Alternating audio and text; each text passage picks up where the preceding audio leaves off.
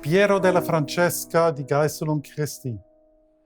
Ich war begeistert, als wir während der Projektentwicklung uns entschieden haben, dieses Bild mit in die Kontextualisierung Da Vincis einzubeziehen.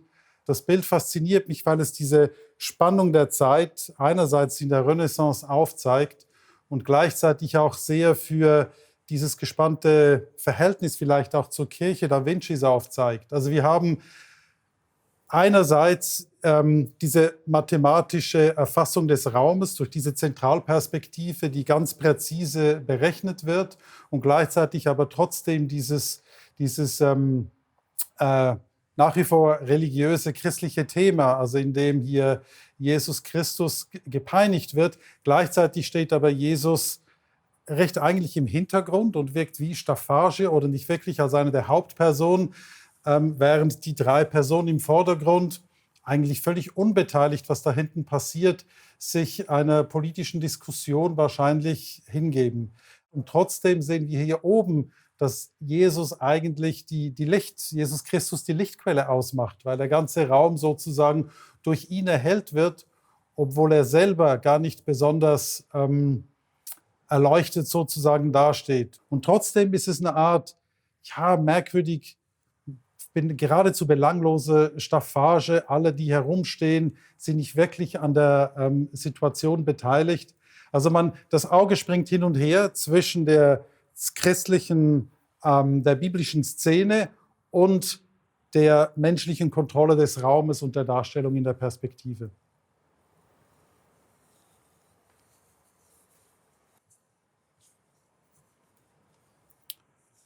Welt- und Naturgeschichten.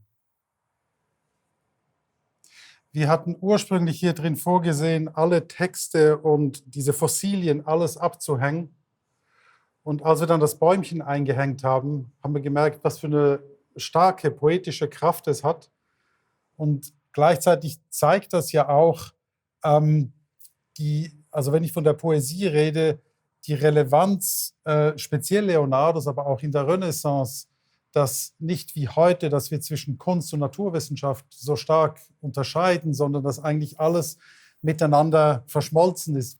Und dann hatte ich mir ursprünglich vorgestellt oder vorgeschlagen, ob wir nicht ein kleines Bäumchen haben könnten, wo man unten das ganze Wurzelwerk sieht, also um zu zeigen, das ist sichtbar und das Unsichtbare ist eigentlich mindestens genauso groß. Also ohne diese Wurzeln kann der Baum nicht so weit wachsen.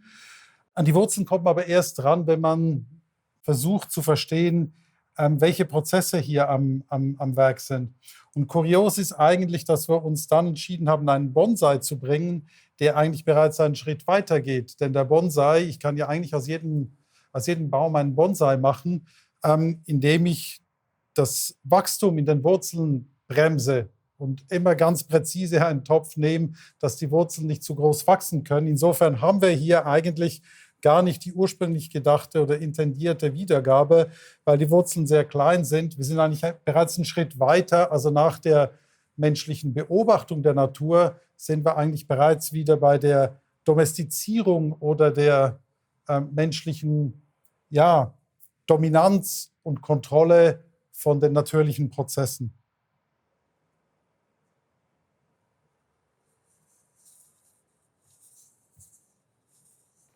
Homo vitruvianus. Selbstverständlich komme ich als Architekt nicht darum herum, dieses Blatt zu behandeln. Denn einerseits ist es, darum heißt er auch der vitruvianische Mensch, eigentlich eine Kopie des berühmten Traktates von Vitruv, dem römischen Architekturtheoretiker.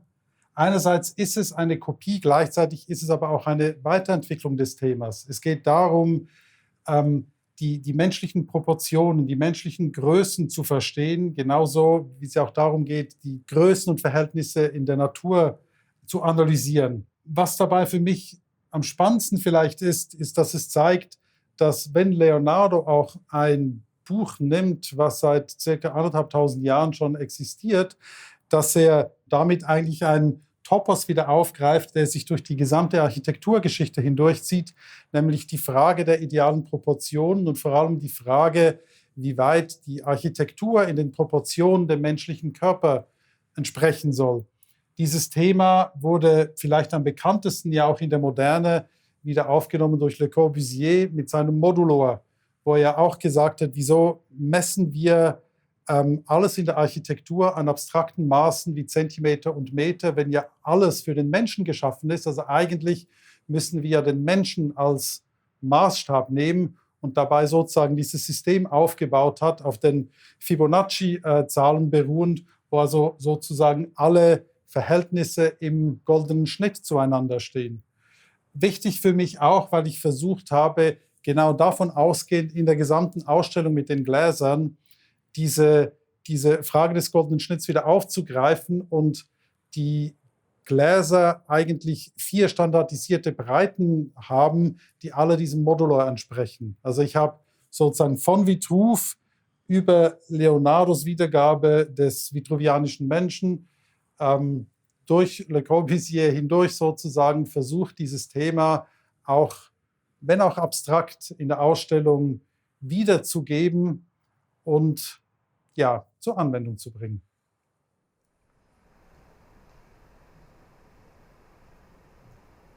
Robertus Valturius, De Re Militari, von der Sache oder vielleicht eleganter vom Wesen der Kriegskunst. Was wir hier sehen, ist ein Drache, ist ein Monster, was Raketen, Geschosse abfeuern kann und natürlich eine taktische Waffe darstellt. Aus heutiger Perspektive natürlich würde man von Kriegsmaschinen oder Waffen immer denken, dass sie weitestgehend rein funktionalen Prinzipien gehorchen. Hier sehen wir aber eigentlich vielmehr eine Märchengestalt. Und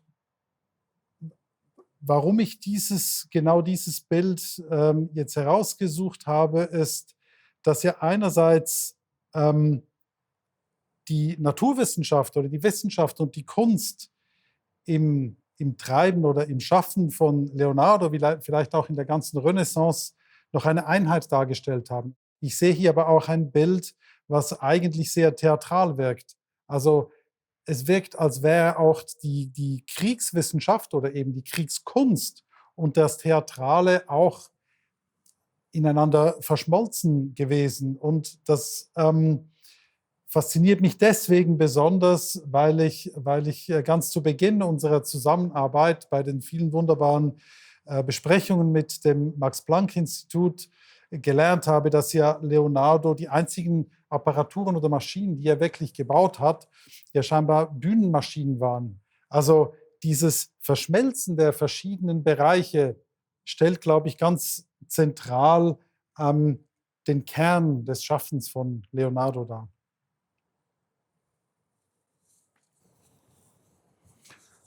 Der Kreis ist die Grundform für die ganze Ausstellung. Und dies, um zu betonen, dass alle Bereiche, mit denen sich Leonardo beschäftigt hat, gleichbedeutend sind. Wir haben im Zentrum diese verschiedenen Bücher angeordnet, die Teil seiner Bibliothek waren. Also nicht die Bücher, die wir hier haben, aber Kopien der Bücher, die er in der Bibliothek hatte, und wollen damit betonen, dass es eben nicht darum geht, dass ein Feld oder ein anderes priorisiert wurde. Alle haben die gleiche Bedeutung und das Wichtige dabei ist auch, dass es immer um die Querbezüge geht.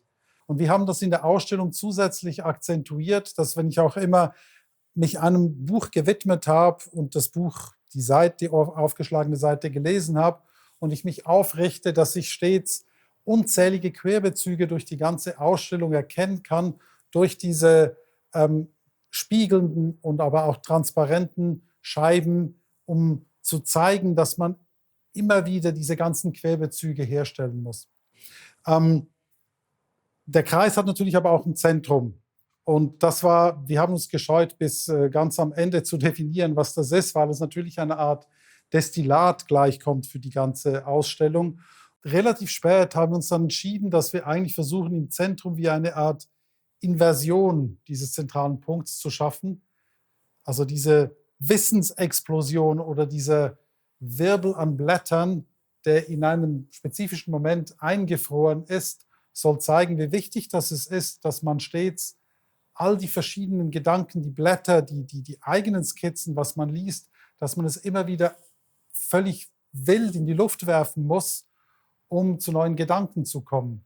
Und das betont eben auch wieder, und ich glaube, zumindest für mich ist das eine Art Essenz im Schaffen, sowohl in der Kunst als auch in den Wissenschaften, dass man nie sich vollkommen nur auf ein Objekt oder ein Ding fokussiert, sondern dass man immer versucht, die Zwischenverhältnisse zu entdecken. Gleichzeitig haben wir noch eigentlich ein ganz anderes Kapitel Leonardos aufgeschlagen, in dem als eine Art Kontrapunkt zu diesem Blätterwirbel noch eine Tonlandschaft in den Raum gewoben ist, wo Zitate von Leonardo gesprochen werden, die völlig seinem Alltagsleben entsprechen. Wo kauft man am besten Knoblauch? Auch zynische und sarkastische Kommentare seinem Bruder gegenüber.